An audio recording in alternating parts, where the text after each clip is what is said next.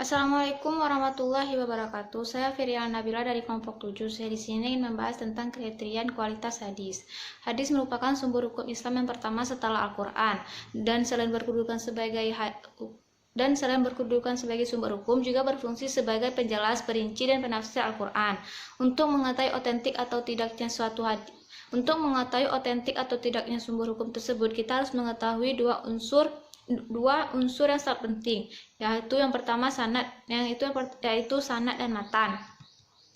Kedua unsur tersebut mempunyai hubungan fungsional yang terdapat pada estetik dan kualitas suatu hadis, sehingga sangat wajar manakala para muhadisin sangat besar perhatiannya untuk melakukan penelitian, penilaian, dan penelusuran hadis dan bertujuan untuk mengetahui kualitas hadis yang terdapat pada rangkaian sanad dan matan yang teliti, sehingga sebagaimana hadis tersebut dapat dipertanggungjawab keotentikannya. Seseorang tidak akan bisa memahami Al-Quran tanpa memahami dan menguasai hadis. Begitu juga dengan hadis tanpa Al-Quran. Dengan kata lain, adanya hubungan relevan di antara keduanya. Sebagaimana kita ketahui, tidak semua hadis Nabi dapat dijadikan tiang sandaran. Hal ini bisa terjadi karena tidak semua hadis Nabi dapat diterima atau makbul. Hadis itu dapat diterima karena ia sahih, tapi ada kalanya hadis itu dhaif. Maka itu diperlukan pemahaman tentang kriteria hadis yang dapat diterima kehujahannya. Hadis untuk bisa menerima kehujahannya sama saja dengan menilai kesahihannya. Untuk itu dapat diketahui dari pengertian hadis sahih menurut Ibnu As-Salah. Hadis sahih adalah hadis yang bersambung sanadnya atau sampai kepada Nabi, diriwayatkan oleh periwayat yang adil dan dabit sampai akhir sanad. Di dalam hadis itu terdapat kejanggalan atau syadz dan cacat atau ilat. Dalam definisi lain yang hampir sama dengan yang sebelumnya, hadis sahih adalah hadis yang dinukil atau diriwayatkan oleh rawi-rawi yang adil, sempurna ingatannya, sanadnya bersambung-sambung, tidak berilat, dan tidak janggal. Dari definisi tersebut dapat diketahui bahwa ketentuan untuk dikatakan hadis yang dapat diterima hujahnya yaitu sanadnya harus mutasil atau bersambung, periwayatnya harus adil, dabit dan istiqah, tidak adanya ilat, dan tidak mengandung syadz atau kejanggalan. Dengan mengetahui ketentuan-ketentuan tersebut, maka diperlukannya penelitian hadis. Bagian hadis yang diteliti meliputi matan dan sanad. Penelitian matan lazim dikenal dengan istilah nakat al-matan atau kritik matan, atau an-nakat al-dakhili, kritik intern. Sedangkan penelitian sanad lazim dikenal dengan istilah nakat al-sanad atau kritik sanad, atau juga an-nakat ad-dakhili, kritik ekstern. Pengertian kritik hadis, an-nakat al-hadis. Kata nakat dalam bahasa Arab lazim diterjemahkan dengan kritik yang berasal dari bahasa Latin. Kritik itu sendiri berarti menghakimi, membanding, menimbang. Nakat dalam bahasa Arab populer berarti penelitian, analisis, pengecekan, dan pembedaan. Dalam pembicaraan umum orang Indonesia, kritik itu dikonotasikan dengan tidak lekas percaya, upaya membedakan mana yang benar dan mana yang salah. Menurut Ibnu Abi Hatim Al-Razi, kritik hadis adalah upaya menyeleksi atau membedakan antara hadis sahih dan dhaif dan menetapkan status perawi-perawinya dari segi kepercayaan atau cacat.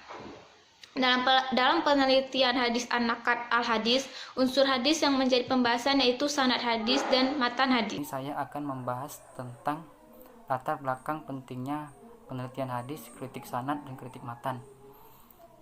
Menurut petunjuk Al-Quran, hadis Nabi adalah sumber ajaran Islam di samping Al-Quran. Itu berarti untuk mengetahui ajaran Islam yang benar, diperlukannya petunjuk Al-Quran dan memerlukan petunjuk hadis Nabi. Namun bagaimanapun juga, riwayat hadis Nabi ada yang qat'i al-wurud dan jani al-wurud. Untuk jani al-wurud masih terdapat peluang terjadinya kesalahan dan karenanya diperlukan penelitian yang khusus dan cermat. Terdapat di sebuah disiplin ilmu kritik hadis yang mengatakan penetapan status cacat atau adil para perawi hadis yang mempergunakan yang mempergunakan idiom yang khusus berdasar bukti-bukti yang mudah dipahami oleh para ahlinya, dan mencermati matan hadis sepanjang sahih. Sanadnya bertujuan untuk mengakui validitas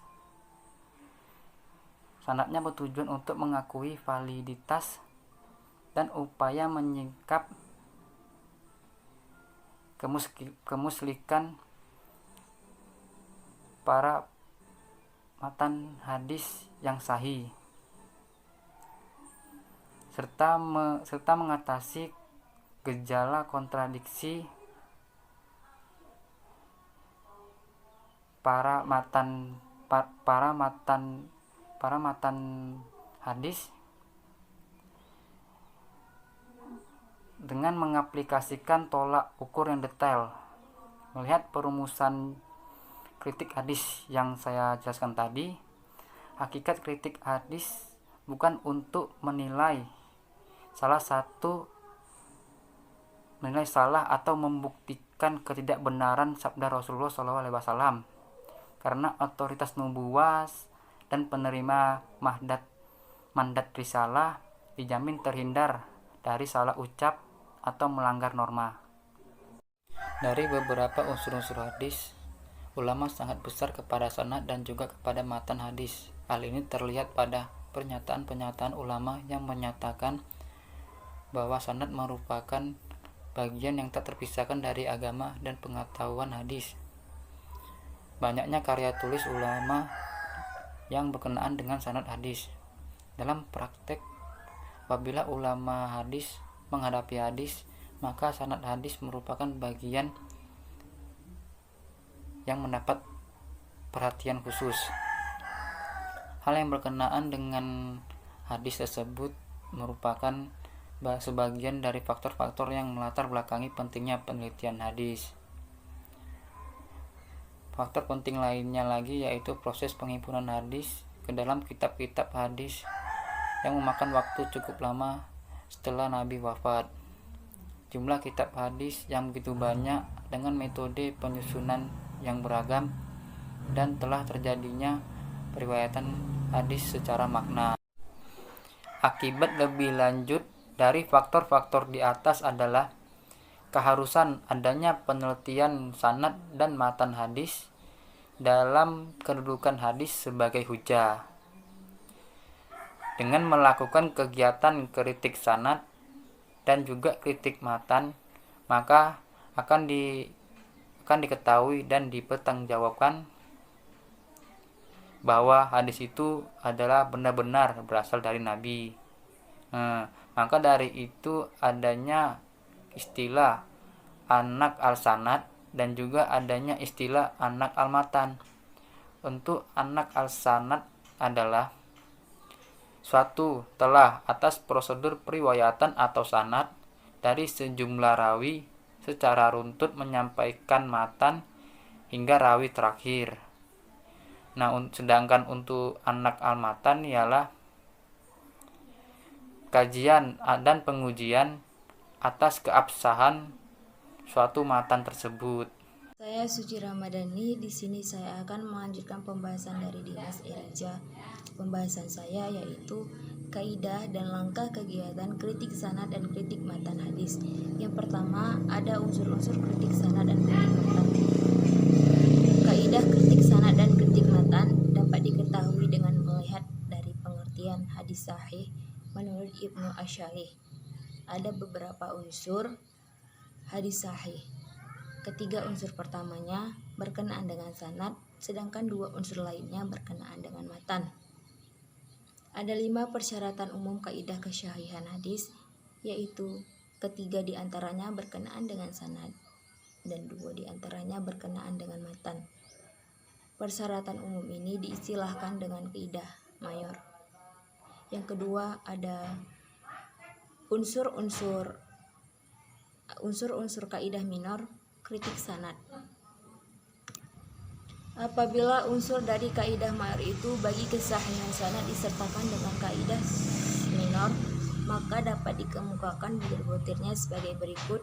Yang pertama ada sanad bersambung, yaitu mengandung unsur-unsur kaidah minor, mutashil, dan marfu. Yang kedua, periwayatan bersifat adil, mengandung unsur-unsur kaidah minor, mukallaf, beragama Islam, dan melakukan kegiatan yang berhubungan dengan agama Islam. Yang ketiga, ada periwayatan yang dahabit, yaitu mengandung unsur-unsur dari kaidah minor, dapat menghafal hadis yang telah diriwayatkan, dapat menyampaikan hadis dengan baik kepada orang lain. Tiga, ada unsur-unsur kaidah minor matan yang menjadi tolak ukur penelitian matan jika telah memenuhi kriteria-kriteria sebagai berikut. Yang pertama, berbahasa dengan sopan dan santun, berbahasa menggunakan kehalusan, nada yang lembut, dan berbahasa menggunakan kata-kata yang indah. Yang kedua, makna hadis tidak bertentangan dengan ilmu pengetahuan dan juga tidak bertentangan dengan penalaran logis. Yang ketiga, sesuai dengan Al-Quran dan hadis. Yang keempat, matan hadis tidak sahih dan tidak berikhlat. Kesimpulan yang dapat diambil yaitu Al-Quran merupakan sumber hukum utama di dalam ajaran agama Islam, dan hadis merupakan sumber hukum kedua setelah Al-Quran. Tetapi sedikitnya periwayatan hadis menuntut untuk dilakukannya suatu penelitian hadis. Penelitian hadis ini lebih ditekankan kepada sanad dan matan hadis. Penelitian ini sering disebut dengan istilah an-nakh as-sanad dan an-nakh al-matan. Penelitian terhadap hadis atau dikenal dengan an-nakh al-hadis sangatlah penting. Mengkritik suatu hadis bukan berarti meragukan qaul Nabi atau tidak mempercayai qaul Nabi, melainkan untuk mencari kebenaran, mencari titik terang apakah hadis tersebut berasal dari Nabi Muhammad atau tidak. Berarti ini lebih ke kepercayaan oleh perawi. Sekian yang dapat saya jelaskan, yang dapat saya sampaikan. Mohon maaf jika ada kesalahan dalam perkataan atau dari segi materi. Saya akhiri dengan Assalamualaikum warahmatullahi wabarakatuh.